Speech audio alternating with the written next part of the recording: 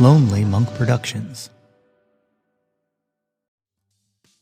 Do you like storytelling? Or do you like me? Well, join me on April 27th at Caveat in New York City on the Lower East Side as I share a true story from my life on the show Risk. Created and hosted by my former guest and my pal Kevin Allison, Risk is the live show and weekly podcast where people tell true stories they never thought they'd dare to share in public. And here's a tip. Tickets are available now for $18 if you purchase them in advance, or, $20 at the door if you wait until the day of. Can't make it to New York but still want to catch the show? Well, the night is being live streamed via Stellar, and those tickets are only $15. Visit www.risk-show/tour for more details. That's www.risk-show/tour. Hope to see you there. I don't know if y'all have heard Overrated by Kenya Vaughn yet, but yo! That's my Jawn!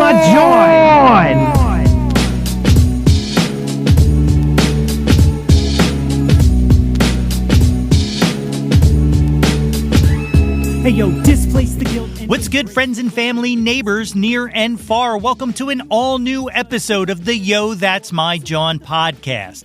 The podcast, website, brand, movement, way of life dedicated to the embrace and championing of your passions. I'm your host, Nate Runkle, a.k.a. Jawn Johns, the Martian Jawn Hunter, a.k.a. Nate 3.0. Back at it again with yet another episode of the podcast. As always, I hope this podcast finds you all in good health and in good spirits. On today's episode, I'm joined for a conversation by Taylor Goldsmith of the band Dawes. We talk about a great deal, and I cannot wait to share it with you. That's coming up in a bit.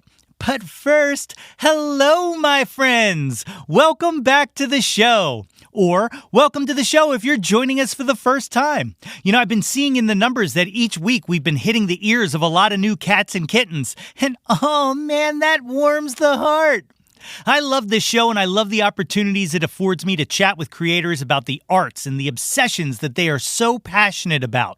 And that's the important thing to me, sharing with you the cool things that are out here being created that maybe you might not know about.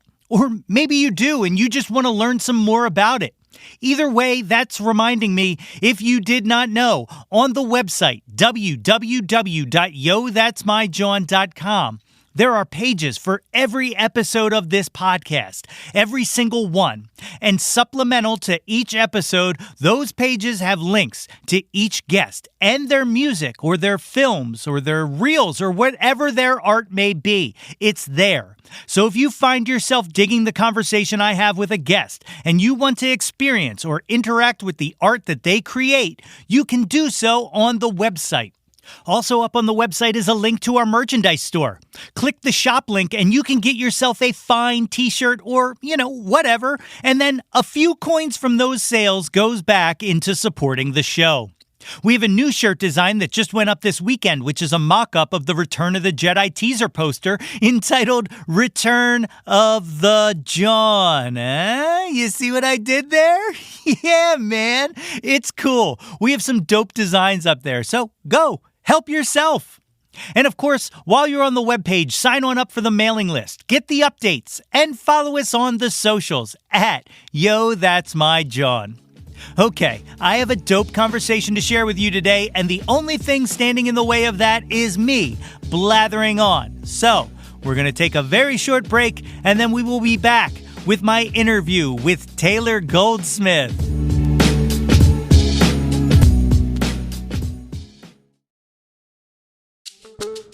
My guest today is a singer, songwriter, guitarist, producer, and is the frontman of the band Dawes. Their latest album, Misadventures of Doomscroller, is a tight 7-song adventurous new turn for the band, evincing a more ambitious and exploratory approach to recording than that represented on their earlier albums. They are currently touring the U.S. with An Evening with Dawes, featuring 2 sets from the band ranging their entire catalog. You can catch them in town here at the Fillmore on Thursday, March 16th at 8 p.m. Tickets are still available. Folks, it is my honor to welcome to the show Taylor Goldsmith. Ladies and gentlemen, I am joined today by the great Taylor Goldsmith. Taylor, thank you for joining me on Yo, That's My Jawn. Thanks for having me. So I have to come completely clean about something. I've actually seen you a bunch of times in concert because I'm a big supporter of WXPN. So I've seen you at the festival numerous times. But my fiance and I, we were watching the David Letterman interviews a few years back, and he dropped the "May all your favorite bands stay together" at the end of an episode, and I was like, "Damn, that's a brilliant line." And she looked at me and she was like, "You goddamn moron, that's Dawes." And I was just like, "Oh, right, yeah, no, I knew that." Like, but what does that feel like when David Letterman is quoting you on his show and stuff like that? It's cool because like it's not one of those things that you know, like, I don't know, it's not something that anybody hits you up beforehand about. You know, it's not like there's any reason for David Letterman or David Letterman's team to let anybody know he's going to say that. He just says it. And so like I don't remember which episode it was. I don't know if it was the Kanye episode or the Seinfeld episode, but someone texted us like the new TV show of Letterman. He quotes you guys. So it was out in the world by the time we ever even heard about it. And then to find out that he did it a few times with different interviews was the coolest feeling. I mean, we'd crossed paths with him in the past, but you know, someone like him, not only a late night host, but the late night host for so long. We never really, when he would say things on camera, like, yeah, the Dawes guys are here, we never really felt like that meant that he knew who we were.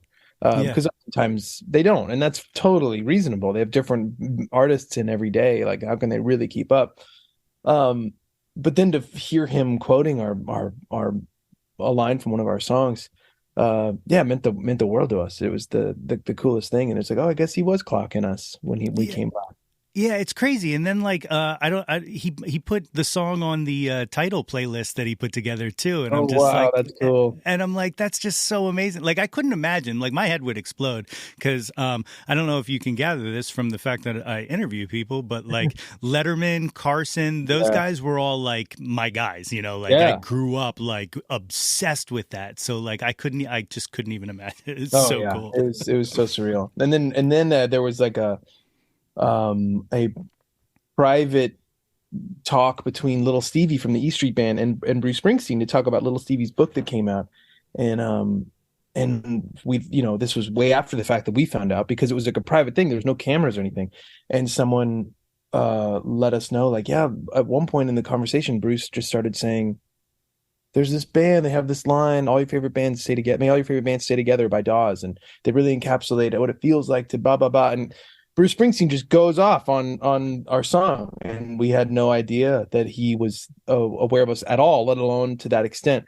So it's another one of those moments for us of like, this feels so surreal. Yeah, I mean, like, to me, that's like better than any award, better than anything. Like when like one of the masters of the field is like, hey, this is a great song, you know, like that's just. Yeah, I mean, because the reality is that's who you're talking to anyway. I mean, I was talking to a friend of mine yesterday about this, where he was feeling some down on where his career's at as a musician, and yet the other day, like, my brother and him were walking through some art installation or something, and a lot of people were coming up to him being like, I'm a really big fan of your music, and he acknowledged it to me. He's like, I know that they were saying that, but it's just so hard to pick that up. It's so hard to accept that. That negative bias in our brains immediately wants to just cancel it by saying, well, they probably have bad taste, and that's why they think I'm okay, or they probably are one of 1,000 people, and this is crazy luck that they would find me. Like, there's just so many ways to resist letting someone in, and if that's the case, if we can't accept that, and we also can't accept it when you're just given a bunch of, not this has happened to Dawes, but those artists that are given a bunch of money and like given a bunch of fans and big stages, and they still can't find that joy or that peace or that contentment. If both of those things aren't scratching the itch, if you're not in the right headspace, I think that the one thing that it always does is the fact that this music that we make, like, you know, like you doing what you do, it is somewhat of a message to Carson and a message to Letterman. And what I do is somewhat of a message to Bob Dylan and Joni Mitchell and Bruce Springsteen. And so for them to at all acknowledge it, and to see that, hey, you inspired me, and now I'm kind of like ping ponging it back to see what you think, if you ever even hear of who I am. You're right. It means more than the biggest venue sold out. It means more than the most albums sold. Um, it's not all about like just pleasing your heroes necessarily, but we do this stuff to just feel seen in the world. And if it's by the people that showed us how to do it in the first place, it really resonates. Yeah, yeah, it's so true, and it's funny because I used to have a small, very, very small music career, but I was the same way as your friend. Like people would come up and it was always to me the old Groucho Marx. I never wanted to be a member of a club that would have me, and that's what it was. Like, oh yeah, he likes me. Of course he likes me, but what about that person? Why don't they like? Yeah, it's crazy. I mean, like I was dealing with that the other day. We had sold like 1,300 tickets at a venue in a city that like a good market for us. And any day of the week, that should be amazing for anybody. And yet, because that venue has like a 3,000 person capacity, I was like, man, that's not even 50%. Like immediately I started reframing the equation to beat myself up with it. Yeah. And I don't think anybody is spared from that. I think we all find ways to talk ourselves out of accepting good things. Yeah. and unless we practice, unless we get back, I mean, obviously like children, spouses, like beautiful moments, and they're impossible to resist. And they do bring things quite into focus. But when we're sort of like off our tether, and when I'm out of the house away from my children that put everything into perspective, it is easy for me to go down those wormholes. Yeah. And, it's weird, like doing this podcast and stuff like that. One of the things like this was birthed out of the pandemic, as so much was. And like it was very like I took that time to kind of find myself and to just appreciate things. And that's what all of this started for. Like, I just wanted to show people that I appreciate them, and I wanted to talk to them about the things they create that I appreciate. But like slowly as we move away from the pandemic, then it's like, then I start looking at the numbers and I'm like, all right, now the numbers aren't moving, and stuff like that. Yeah. And I have to like keep coming back to like just refocus on, wait, no, that's not what this is about. So go back to the heart of it. And it's weird because in some respect, that voice inside of our heads is what helps us stay ambitious. It is what helps us stay focused. It does help us self-preserve. Like when I look at like a venue that's not selling as well as another one or something, it's not because like I simply want to play to a packed house. I mean, that sounds fun, but that's not what it's about. What it's about is survival. And I'm looking for any indicators that might suggest that is slipping away. And if it is the case, then I should act accordingly. But like we're saying, your brain is telling you to fear things that aren't worth fearing. And so it's like I love that voice that tells me, all right, we're playing at the Beacon Theater tonight. What's the next one? I like it. But I can't let that be the only voice in my head. I have to hear that one and then be like, yeah, that would be great to play Radio City someday. That'd be great to play MSG someday. But the other voice in my head is saying like, but to 14-year-old Taylor Goldsmith, the idea of playing here tonight is the greatest thing that could have ever happened. Like full stop. Yep. And it's a beautiful segue because I always like to take it back to childhood. When you were growing up, like what kind of music was playing around the house? What were your folks into? My dad was a real disciple of R&B and soul and funk. And so when we were growing up, we would go see him play and sing with bands around LA, and he would invite us onto stage. My brother's our drummer, so he'd invite us both onto stage, and that's kind of how we learned. And some of his older musician pals hated it. They didn't like having the kids up to clunk around. But it taught us to think on our feet. It taught us to watch a band, and that was really helpful. And it's funny because of the diet that our dad had us on, it was like Otis matters, James Brown matters, but maybe the Beatles matter, but the Bob Dylan definitely doesn't matter, and Grateful Dead definitely doesn't matter. And so as I got older and I was starting to find my own thing that I responded to, um, probably by accident, probably also in some respects as a reaction to where my dad was coming from. I did find those artists, and my dad's a really sweet, open-minded person. So when I was like, "No, Dad, really listen to what this Dylan song does, or listen to what this Grateful Dead solo does," he's like, "Oh wow, this is amazing," and now he's into it. But it was that I was really late to that stuff because I when you're young enough, and you have a cool dad like I was lucky enough to have, what he said was what the truth was. And so I loved Steely Dan, and I loved just like slick, funky stuff. And then of course I was a normal kid too, so I liked popular music at the time. I mean, I sometimes joke that I sort of failed being a kid in the 90s, because I had this opportunity to really dig Nirvana, really dig Pearl Jam, really dig REM, Pavement, and instead I just was like a TRL kid, and I dug like Third Eye Blind and Matchbox 20, and not that that stuff's not doesn't have its place in the world, but that I could have just got I could like the things that now I'm obsessed with was actually being released while I was like old enough to be informed by it, and I just was letting it all go by while I watched TRL and Carson Daly. And so it's funny more than anything else, but it's something that all the stuff that really really meant a lot to me. I just feel like I was in that respect a real late bloomer. Elvis Costello, David Bowie, Rolling Stones, all this stuff wasn't really clicking until I was early 20s. Leonard Cohen, yeah, Joni Mitchell being the number one in my on my Mount Rushmore. It just like I wasn't really that aware. Yeah. What was it that clicked when you finally made that switch, when you abandoned the TRL-ness of it all? Yeah. Well, that was just, I think, getting a little older. I think, Yeah.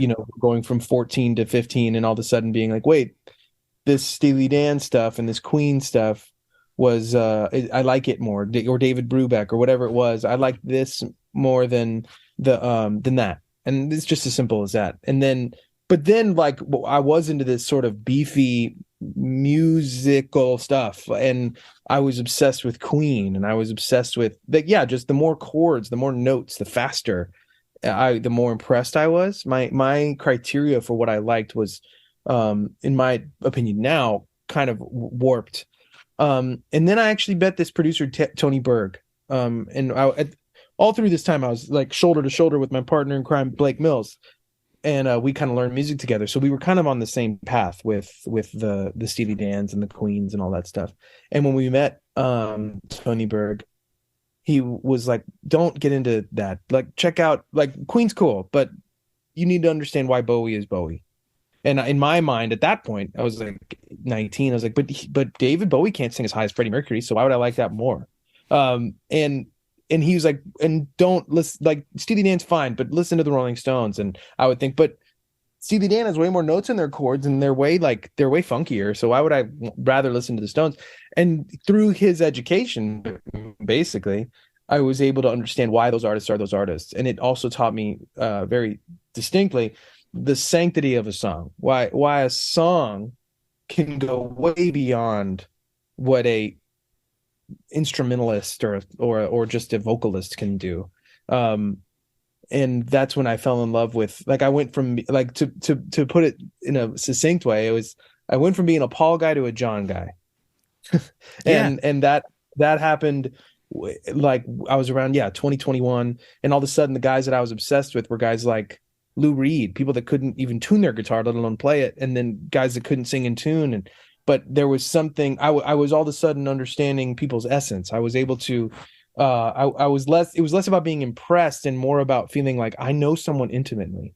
I know Lou Reed intimately, or at least he's allowed me to feel like I do. And that's that became the guiding light for what else I looked for.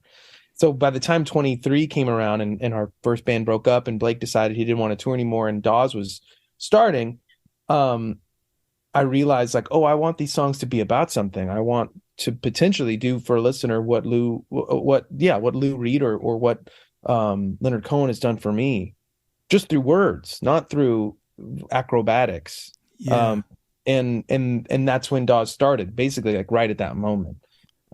So it was kind of a serendipitous Yeah. few years where one band was ending and one band was starting, and I was changing very dramatically. It's really interesting to hear that because, like as I'm sure you're aware, like you're very lyrical.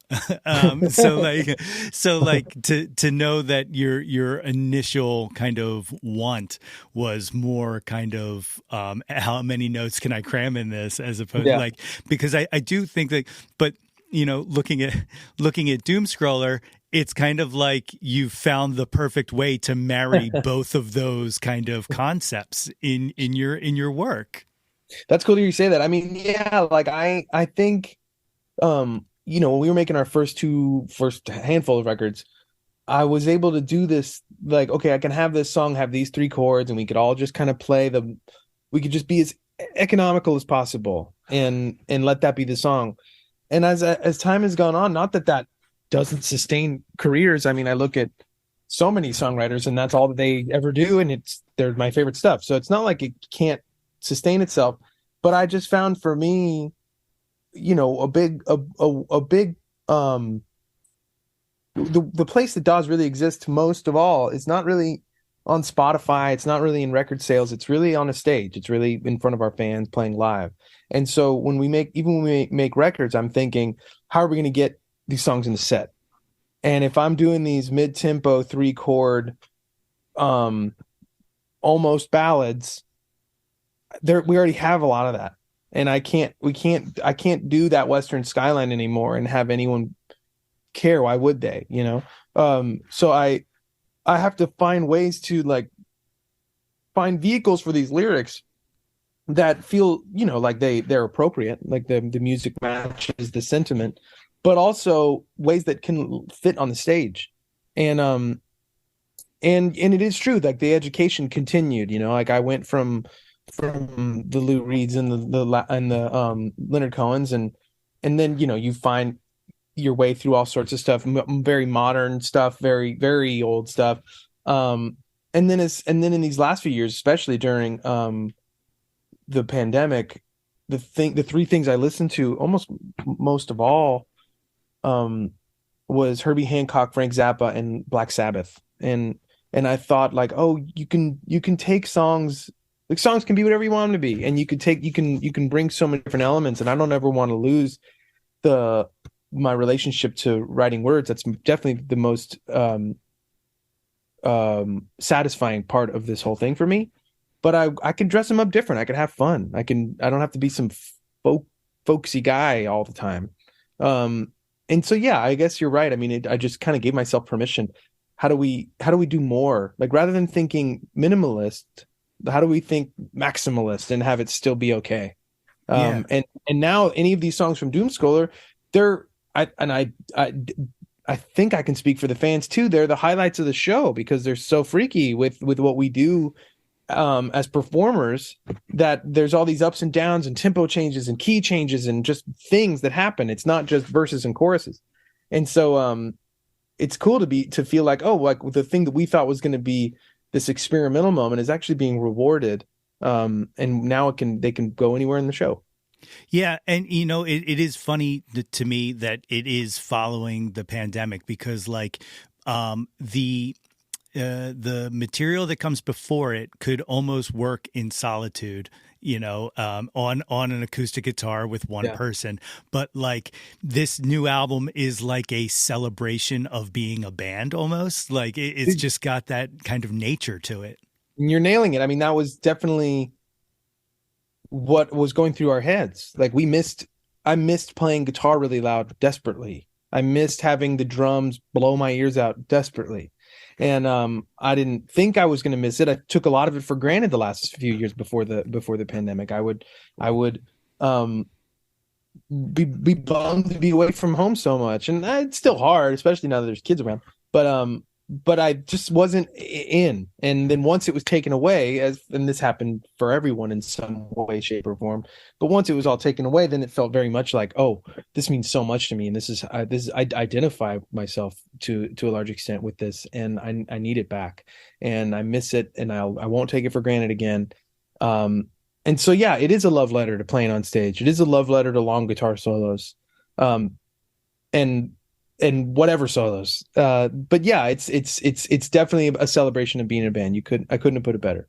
It's and like it's really awesome. And then like, you know, as like kind of the companion piece to it, the album that you and Mandy's album that you guys worked on, is like the perfect 1-2 punch of like, just kind of your sensibility. I think like it's just a really, you know, and it's just beautiful. Like, and you guys had a kid last year. Like, what a busy 2022 you guys had. Yeah, well, yeah. Now we have a 3-month-old too. We have 2 kids now. Went into the pandemic with no kids. Now we have 2 kids, and yeah. I mean, that means a lot. That you said that about her album. I love that album, and we loved getting to tour it. It was a wild tour. We had at the time our 7-month-old with us, and Mandy was pregnant with Ozzy, and it was extreme. I mean, it was a time where you know, a lot of buses were spoken for. Everyone was on tour at once, so we had this bus. The driver was the best guy. I really liked him a lot, and it's not a criticism on him or the company, but everyone had buses, and so ours was just kind of this really rattly one.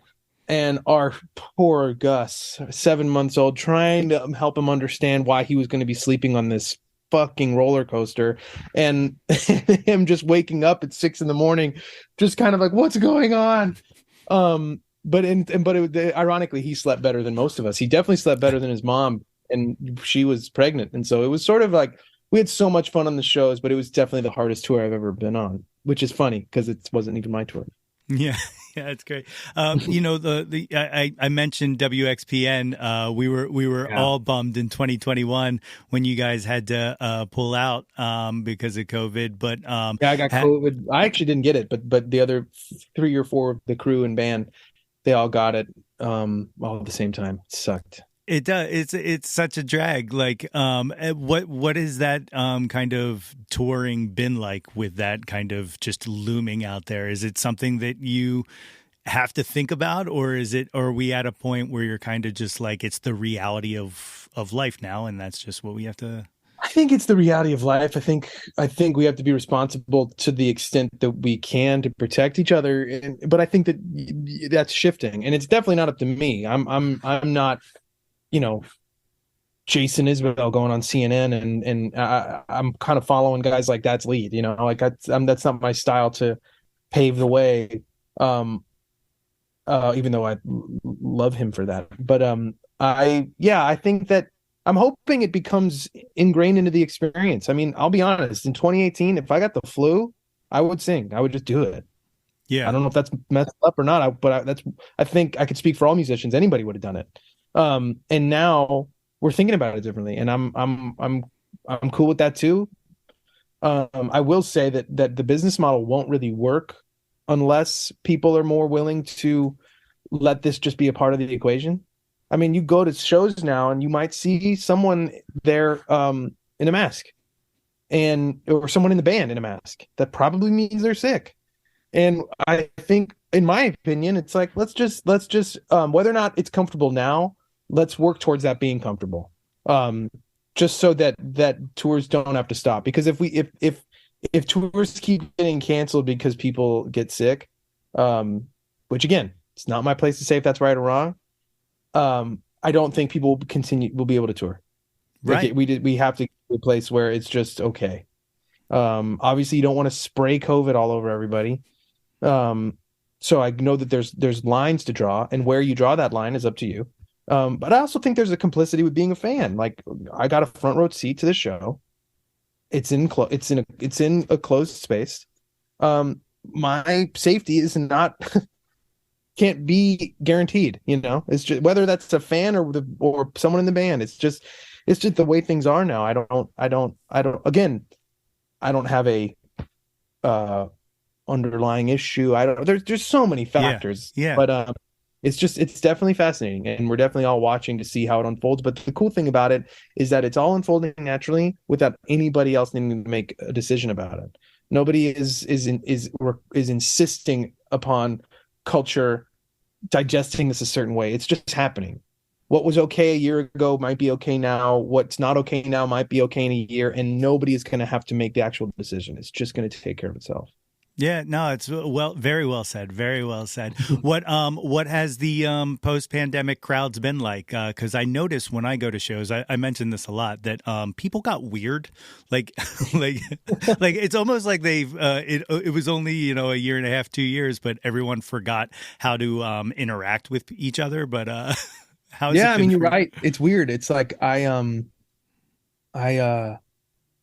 it's fascinating because when as the guy in the band, it felt like, oh, well, when shows come back, we're going to be more thrilled than ever. All of us, fans and musicians alike. It's going to be insane. And it just hasn't been. And the ticket counts are down across the entire industry. There's a lot of factors there. It's not just COVID. It's inflation. It's the fact that people have had a wonky situation with their careers for the last few years. So there's a lot of factors. But COVID's a big part of it. People are a little uncomfortable, I think, or some of them are.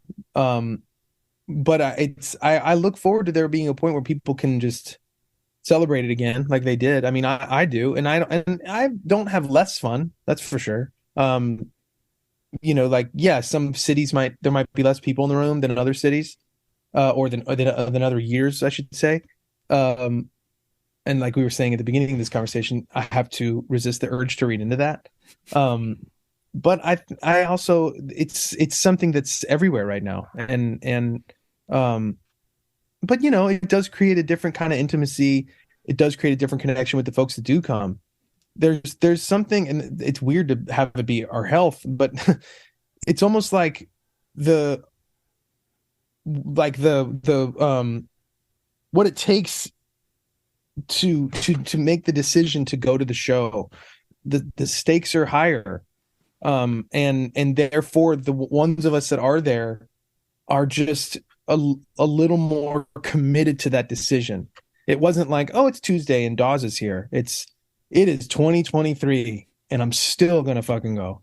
And I can feel that energy.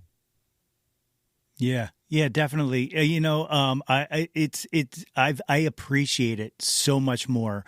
Live music, like the first show I went back to, I legitimately cried at. I played some shows over the pandemic, and they were like live shows. But the stage was so distant from where the people were, these outdoor shows and all. And like just being able to connect as a musician and being able to connect as an audience member, I definitely do not take it for granted anymore. Like I love it so much, and it could have. I didn't know that I was ever going to experience it again. Like it was scary. Yeah. No, I definitely feel that. I mean, the shows that we tried to put together during the pandemic were funny. We did a couple of those drive-in shows where at the end of a song, people would just flick their lights or honk their horns. It just felt like you were like playing a live show to a Pixar movie or something. But yeah, it was fine. And I'm glad we got to do that, but it was not anything close to getting back into a proper venue and doing our thing again. Yeah, I mean, because it really is. It's about connection and communication and just, vibes and stuff like that. And it was something that literally took away vibes. Yeah. It's the worst. Yeah. Yeah, it's true. Back to Doom Scroller, one of the things that I read you saying was that you guys were kind of cognizant of the length of a vinyl when crafting it, which is something I appreciate so much because I feel like that kind of restraint of two sides, 40 to 45 minutes, is kind of like forces you to just put together the tightest, most precise things. There's no sprawling. There's no like kind of, let's just try this in the studio and add it.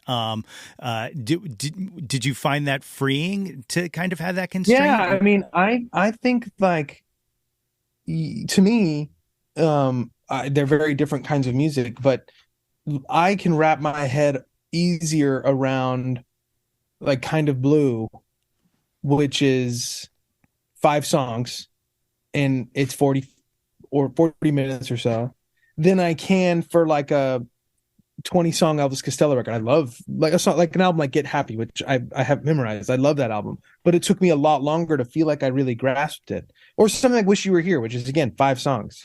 Even though there are 14-minute songs on Wish You Were Here, I still feel like a full listening experience allows me to just, I can digest that easier than I can a 12-minute 40-minute album.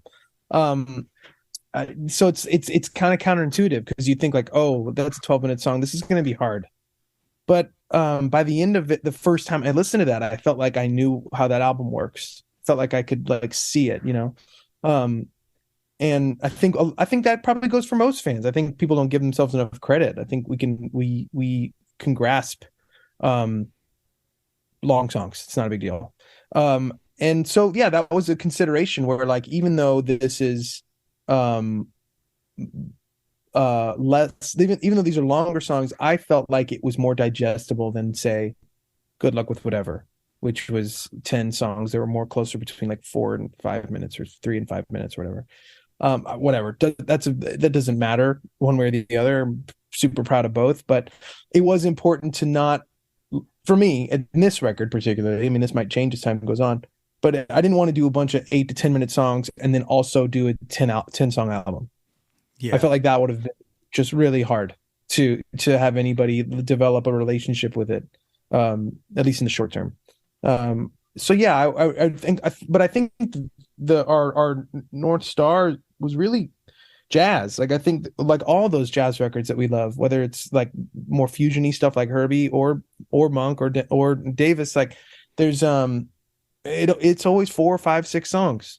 And because the track number is so few, it allows them to just go wherever they want it to go and have the end of that listening experience feel like not completely overwhelming. Yeah.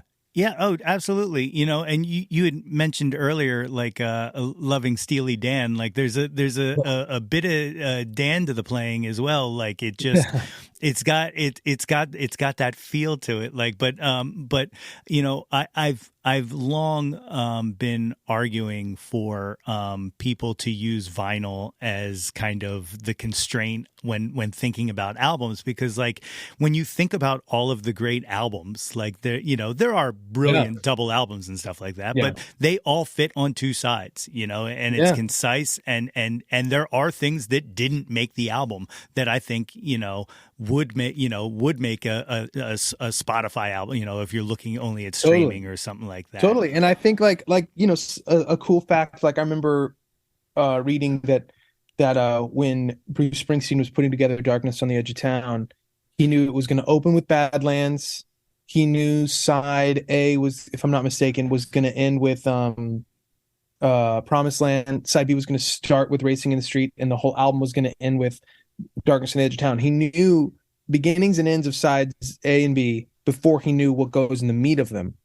And then he was able to know, like, okay, I'm going to put Candy's Room here, and I'm going to put, you know, and he was able to kind of figure out the rest.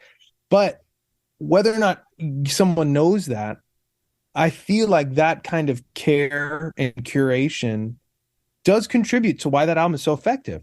You know, someone might disagree with me or want to argue that, but I feel like what you're saying, like if you think about arcing for vinyl, you're really just thinking about how to arc it for a listening experience.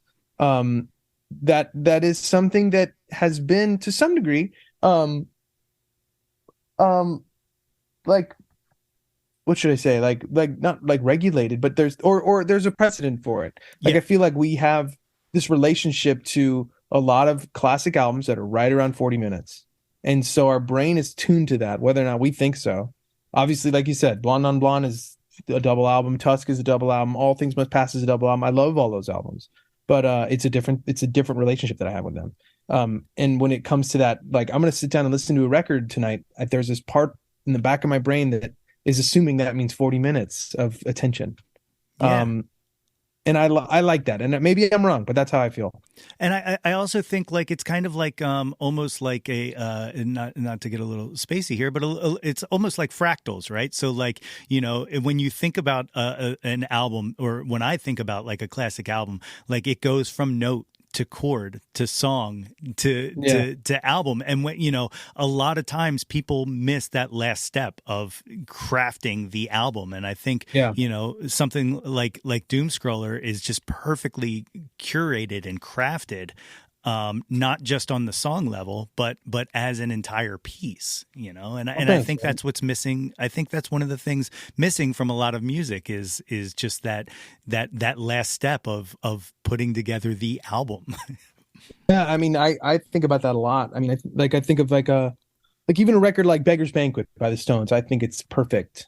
But if the Stones put out Dear Doctor as like a Spotify single, it would be like, this is not them. This is weird. I don't know what this is. But in the way it plays in that album, it gives balance to Street Fighting Man and Sympathy for the Devil and Salt of the Earth. There's this real ebb and flow of that record where it seems like, whether or not they're deciding it explicitly, there seems like there's some sort of thinking that's saying, let's go big here and let's be the arena band and let's do a small little like campfire song and let those talk to each other and let those make each other better for that very reason. And now we just live in the single economy where Dear Doctor probably wouldn't have made that record. It would have probably just been like, no, let's just find another one that's some big ass Stones single and put that 10 times in a row, which is cool. I love those songs. But it doesn't arc an album, like you're saying. It doesn't help balance something. Because like Street Fighting Man is so great because there's only one of them on that album. I just think about that all the time, and I don't think that that's a thought about thing anymore. And it's also I think our brains have been sort of rewired to. I don't think we would even accept it as listeners. I think so we talk about these classic records, and there's always these like goofy tunes, and I just don't know if we would allow for it anymore. Back then, they were thinking about the whole piece. Yep. Now we just think about us like what can end up on a playlist. Yeah. The I was an enormous mixtape guy growing up, but for some reason playlists are like my antichrist almost. Like I'm just like, no, I can't. I mean, I'm starting to kind of get into them and like and I'm doing the same thing where I'm just like I need to limit them to like 10 songs, like because it's very easy to just be like, no, this is just everything. Just put everything on it. There's no end to it, And then it's like totally. no. And then it's like, no, you just put the whole album on that playlist. No, I know I did, but I like all those songs. That's all. But one of the things I've mentioned a bunch of times here is your relationship with WXPN. You guys were actually mentioned by Dan Reed on the show a few years ago when I had him on, when we were talking about bands that the station absolutely loves and feels good about seeing succeed, as if they played a part in doing something. Tell me a little bit about your relationship with WXPN, like, because they've always been there for you guys, it seems, and you've always been there for them. I've had this. There's been a bit of a pastime where, when our records are done, but they're not out, but like once they're mastered, I send them to Bruce Warren, and Bruce will send me an email back and tell me what he thinks, and it's really fun for me because it's not through managers, it's not through representatives, it's like me emailing Bruce and Bruce emailing me, and it means a lot to me, and I hope we always do that. But yeah, I think there's so many fond memories of us as a band happened at either that festival or Free at Noon, interviews with David, or even like one of our, I don't know if it was the Passwords tour. I think it was 2018. Must have been, because our play in 2021 was canceled because of COVID. But in 2018 or 2019, when we did our Passwords tour, we played the Fillmore, which we're about to go back to, and it sold out. And for a band like us, having any tickets over 2,000 people is a crazy market for us, and there's only few that are like that. I don't know if we'll get that many this time, and that's okay. But like we did that year, and that's never happened before. It's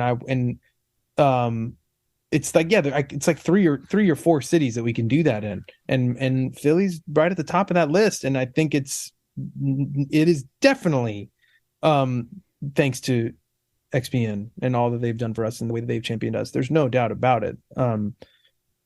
And so yeah, I mean, we're truly grateful. I'm truly indebted.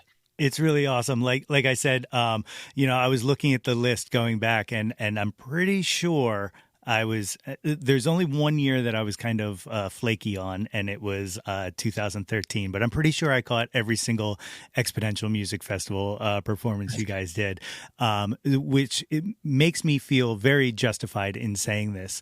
2019, as the sun's setting and you guys are closing out the river stage, was without a doubt one of the most phenomenal sets I've ever seen in my life. Like, it was so good.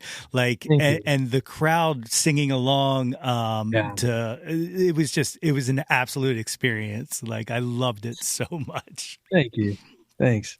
Well, at this time, would you like to go through my little Jauntlet questionnaire? This is my questions that I ask every guest to end every episode, and they're very simple. It starts with the one-hit wonders. Billy Joel or Elton John? Who do you prefer? It's hard to say. There's certain Billy Joel songs I think that just resonate with me in a very personal way. So I would have to say that, but I feel bad even picking. Yeah. It's a real Sophie's choice there. Next one, Debbie Harry or Joan Jett? Debbie Harry. Okay, good one. Aretha Franklin or Tina Turner? Aretha. All right. Nirvana or Pearl Jam, even though you were TRLing it? Yeah, even though I was busy. I feel like I'm gonna get my ass kicked for saying this, but I'm trying making this a longer answer, but I always just love it when there's a whole universe to just lose myself in. Like when I fell in love with Willie Nelson or Frank Zappa, it's like, oh, there's just so much stuff. And I feel that way about Pearl Jam. Like, if you go to their Spotify page and there's always albums and there's singles and there's compilations. Under compilations, there's like 50 or 100 live albums. They just put them all out there.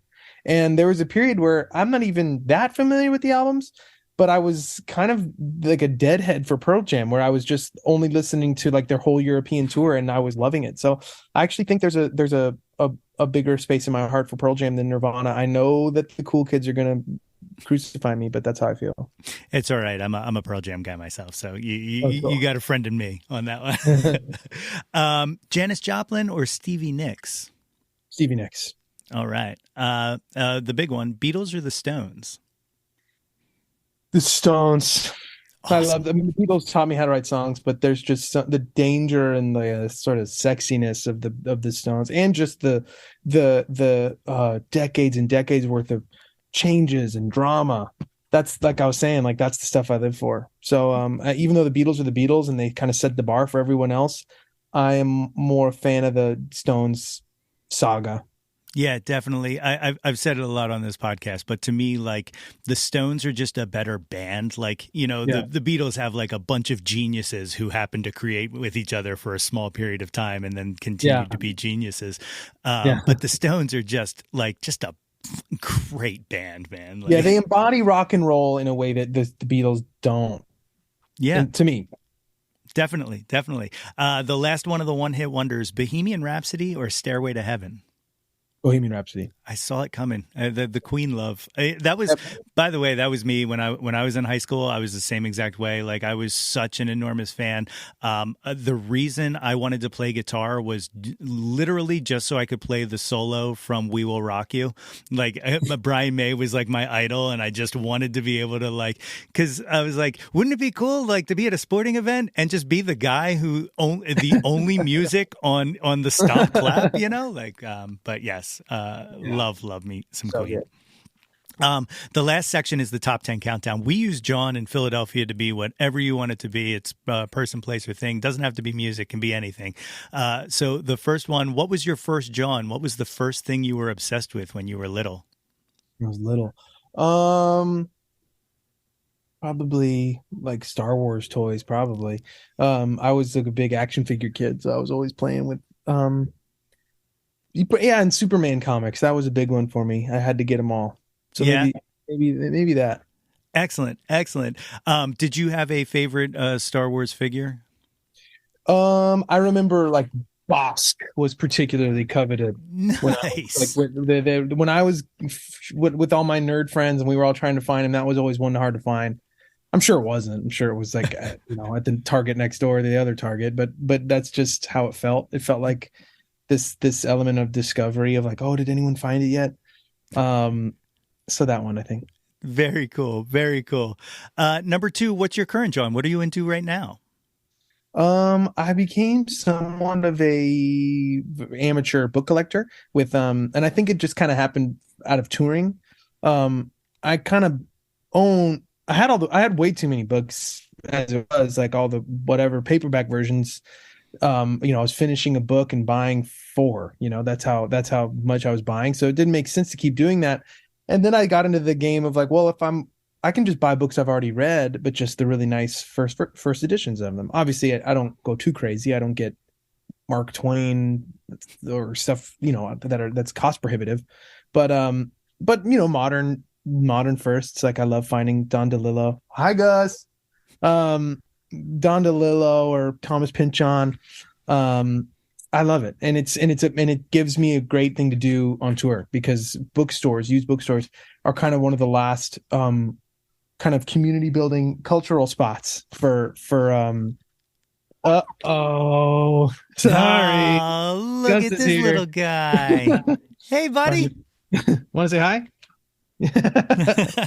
But yeah, so book collecting became a big thing for me. That's really cool. In my past, I used to work for. Sorry. Oh, what do you got there? No, that's awesome. What do you got there? What is that? In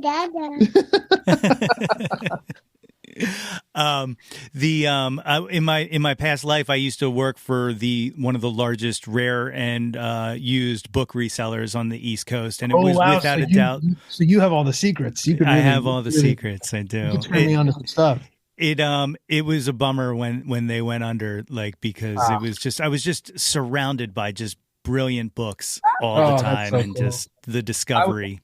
I went to the antiquarian book fair a couple days ago here in Pasadena. And it's like I was by like decades the youngest person there. And I just had the time of my life. I love that world. I love all these old grumps that are like, oh, you can't open a brick and mortar anymore, and I just Yeah. love it. Yeah. But yeah, that world means a lot to me. It's the best. Number three, what was your first concert? What was the first live show you ever went to? First concert, other than like my dad stuff. I'll be right there, buddy. I'll be right there. I'll be right there for lunch. Sorry. I went to a bunch of shows for my dad, and then the first big show was at the Irvine Amphitheater. It was Semisonic opened, and then it was not Soul Live. Maybe it was Soul Live. I don't know. I forget what they were called. And then Matchbox 20 was the headliner. It wasn't Soul Live. Soul Live was a fusion band. I forget what they were called, but yeah, Matchbox 20. And I was really in love with the Semisonic album because again, I was a TRL kid, so Closing Time meant a lot to me. And then Matchbox 20, I knew all those songs too. And yeah, that was it's funny to admit it, but yeah, that was a big seminal moment for me. I was like, that's what I want to do. The curtain came up and there was haze all across the floor, and they were all silhouetted they were backlit and silhouetted, which basically every show ever does. So it's not that they were doing anything new, but I was seeing it for the first time and I thought like, this is really cool. Remember seeing Third Eye Blind at the Greek a few times and just feeling like rock and roll is the coolest thing ever. And it's funny because then the stuff that I got into was all just, once I got older, it was all older. Like you could go see Steely Dan, but you didn't feel like you were witnessing a bunch of rock stars. No offense, but just you weren't. But yeah, so those two moments were big for me. Very cool. Number four, what was the last concert you went to? Obviously, other than yourself playing or whatever. Yeah. What was the last concert I went to? I feel like I just was at something. Gosh, it's so hard with the kids now. I just don't feel like I've seen music in a long time. I'm going to see my friend Paul Spring in New York. He's an amazing songwriter. He has a cool new album. That's on the 25th. And then I found out that we have a day off. We play Cleveland on March 8th, I want to say. and then we play Chicago on March 10th, I want to say something like that. And I think it's March 9th that Bruce Springsteen plays in Columbus, which is right between the two. So we're gonna go see the E Street Band on March 9th, and I'm really excited. It's gonna get to do that in the middle of the tour is pretty dreamy. That is awesome. That is Yeah. cool. Like, make music, ingest music, make music. Like, I like that sandwich. That's awesome. Number 5, what was your favorite concert you ever went to? Dang, I should have a good answer to that. We in 2013 we opened for Bob Dylan for a whole tour. Wow. And watching, I feel like a lot of people love to criticize what he does now live. Like, oh, he can't sing or he doesn't sound like he used to, and I don't like it. Or these songs are unrecognizable. And to me, the way I've always put it is like after watching that tour, I feel like it had a profound effect on me because I would watch the set every night. And yeah, some of the songs were very different than any versions I'd ever heard. And he obviously sang in very different ways because his range was a lot more limited. But to me, I really admired it because I feel like so many artists, as they get older, they try to give you some version of what it used to be. So it's like 60% of a 1975 article. But Bob Dylan gives you 100% of a 2013 article. And that's something that really messed me up in a really profound way. And the way that they would play and talk to each other with their instruments within the instrumental sections, like it wasn't jamming, but it also kind of was. He would do like a 5 or 7 note figure that would kind of fall over the bar in this weird way, and then the lap steel on the guitar would kind of get involved, and then all of a sudden there'd be this cool like bubbly thing that was happening. Again, no one would call it jamming, but they were jamming, and it was just they were creating these beautiful shapes, and and to think it was at a Bob Dylan show, like it was a big deal for me. That's awesome. Fantastic answer. Number 6, who have you never seen live that you wish you would have? They can be living or dead. I missed the final Leonard Cohen runs. I never saw him live. Yeah. Everyone talks about having gone to see those shows. It sounded like it was a pretty profound experience. So I'm bummed I never caught that.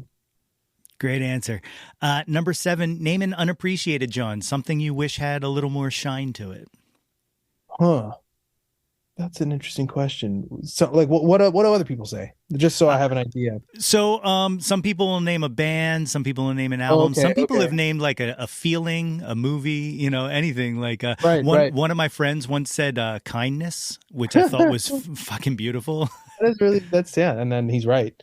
I guess for me, something that I love talking about, and I feel like people treat it like meat and potatoes, is Charlie Chaplin movies. I feel like people are always like, "Oh, that's pretty old timey." I'm like, "No, that's what I thought too." And then you watch it and you realize it's as funny and as important and as beautiful and as entertaining as anything you could wish to see now. And yeah, maybe I sound like an old fuddy-duddy saying that, but it's weird whenever he comes up and people treat me like I'm a hobbyist. I'm like, no, he was the guy. He was Brad Pitt. He was the biggest star there could be. So it's not like I'm hanging out in the fringes. It's just his star is sort of setting, and I don't want it to. It's so funny you mentioned that because I was talking a few episodes ago with a pal of mine, Zach Eastman, who's a filmmaker, and we were talking about Chaplin, and I was just actually listening to that episode yesterday, and I started thinking about the very first time I ever saw City Lights and just how profoundly moved I was by the end of it, that I was like weeping at a silent film, like it's just absolutely perfect. When I got into him, I did it for the sake of like trying to put together some hodgepodge film education. Like, I guess I should. That's kind of how it felt. And then I watched The Great Dictator, and I was overcome. I thought this is one of the best movies I've ever seen. And then the context of when it was released, which was like right in the middle of the World War II, with featuring Adolf Hitler, who he's making fun of, and like all of this context of he's helping the world laugh at our Greatest Enemy. Like, how incredible is that? Like, It's that must be beautiful. so much more effective than any battleground. Yeah. Um, and that, yeah, that's something that just, I couldn't believe it. And then I had to watch everything in modern times. I even show Gus Chaplin. We let him do some screen time, but we try to keep it limited. But anytime he asks for Papin, is how he says it. Um, I am a sucker, and I'm like, cool. Well, we can do this all day. That is awesome. That is so cool. Number 8, what's your favorite album? Favorite album. It's fun to jump around. I mean, I'll say that the in my mind, the two that are tied for first place right now are Hejira by Joni and Warren Zevon self-titled. Wow. I'm pretty sure Hejira was Charlie Hall's pick as well. Oh, cool. Uh, It's like a new thing of music. It's like new kinds of music. It's music you'll yeah, never hear somewhere else. that's awesome. That is so awesome. Number 9, name an artist whose output you'll consume anything they release. Father John Misty. I Yeah. love him so Yeah. much. Anything he puts out, I'm thrilled to grab a hold of. He's getting older, but I feel that way about Herbie Hancock. My buddy Mike Viola, he's not a big artist, but he just released a new single today, actually, and anything he does, it means more to me than most music I've ever heard. And um, yeah, those are three pretty cool. Oh, Madison Cunningham, Oh my God, so good. she's it. Like, she's already to me just historic. That And that riff on Hospital gets stuck in my head for hours on end. Like it's just yeah, so good. yeah, she's Griffin, our drummer, has played with her a bunch, and so I've been around her a lot, and now I just don't want to talk to her because I get nervous because she's as good as anyone could ever be. It's so good. So good. The 10th and final of the top 10 countdown, end of the Jauntlet. What is your favorite Jawn of all time? Again, it could be anything you want it to be. My favorite obsession, or Yeah. Yeah. like John. Yeah, sorry, I'm like, it's No, fun to. it's Philly lingo, you know. I Yeah, yeah, gotta yeah, yeah. Oh man. I mean, it sounds kind of goofy, and I know I'm really in the thick of it right now, but anytime I get stressed or anxious or a little bit too concerned with, the 5-year plan or blah blah blah, once I come back to my concept of family, and for family that I have had, for family that I still have, for family that I hope to have, so it's not something that um it could be a projection, but that idea is always something that I can't revisit enough. That's something that's always so grounding to me. And if I can kind of stay in that headspace, then everything else, it either doesn't matter or it matters through a completely different prism, which is kind of only beautiful and positive. That's such an amazing answer. So you guys are playing the Fillmore here in Philly on March Yeah. 16th. Tickets still available and stuff like that. You guys usually have like a 2-year schedule in between albums. Are you kind of thinking about the next one, or are you living with this one for the next year? Yeah, I have a lot of tunes written. I'm excited about that. My brother and I are building a studio in Altadena where we're going to be living soon, and I love the idea of even upping that output.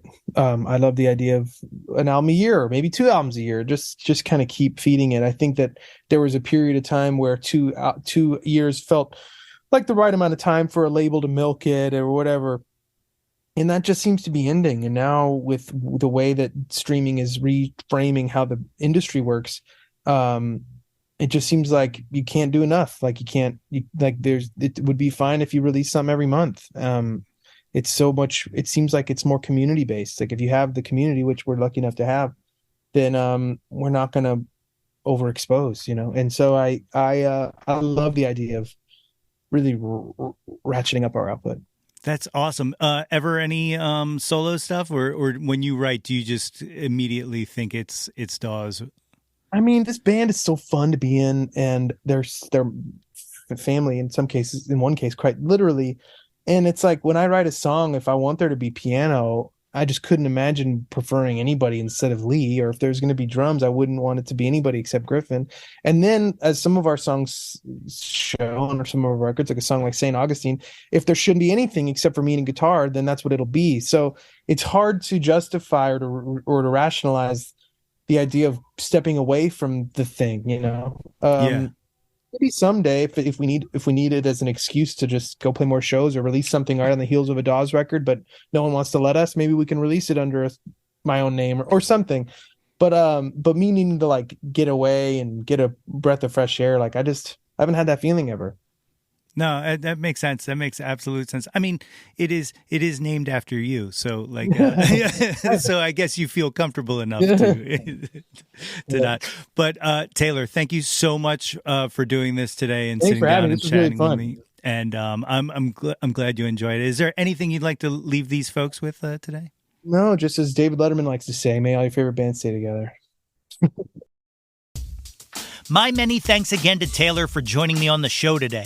Dawes' new album, Misadventures of Doomscroller, is available now on vinyl and streaming on all of the major streaming platforms. And the Philly leg of the Evening with Dawes tour hits the Fillmore on Thursday, March 16th. Tickets are still available. If you want to find more about Taylor and Dawes, you can visit www.dawestheband.com. Follow them on Facebook at facebook.com/DawesFB, on Instagram at DawesIG, and on Twitter at DawesTwitter. Links to all of those are in the show notes. If you have not done so already, please be sure to subscribe to the Yo, That's My Jawn podcast, wherever you get your podcasts from. And guys, don't forget, it is never too late to get yourself a super awesome Jawn Scout Merit Badge for citizenship of the world just by rating and reviewing us. Don't forget to visit www.yothat'smyjawn for articles, merchandise, and links to all of the previous episodes of this podcast. And while you're there, be sure to sign up for our mailing list to get all of the updates delivered straight to your inbox. Like us on Facebook at facebook.com/YoThat'sMyJawn for updates and live streams. Follow us on Instagram and Twitter at Yo, That's My Jawn, and search Yo, That's My Jawn on YouTube to find the Yo, That's My Jawn YouTube channel. Like and subscribe the heck out of that ish. We want to hear from you. Reach out, and touch some Jawn. Oh man, yeah, I'm kind of feeling this new episode every week thing. So what the heck? We'll be back next week with an all-new episode. Blue skies. Until next time, everybody. Hey yo, displace the guilt and embrace the pleasure. Your taste in music doesn't have to be... Yo, That's My Jawn is a Lonely Monk production written and produced by yours truly, Nate Runkle. Theme song by Phil Tyler Music featuring Nate 3.0. Special thanks to Fox Run Brands, DX Ferris, Andrew Scott, Natalie Runkle, and the incredibly brilliant and wickedly stunning Katie Daubney. If you or anyone you know has any ideas they would like to share or any guests they would like to hear on the podcast, please feel free to reach out to us at yothat'smyjawn@gmail.com. Or you can leave an audio message for us and possibly hear yourself on a future episode by visiting anchor.fm/YTMJ/message. Until next time, be sure to displace the guilt and embrace the pleasure and shout to the world, Yo, that's my Jawn.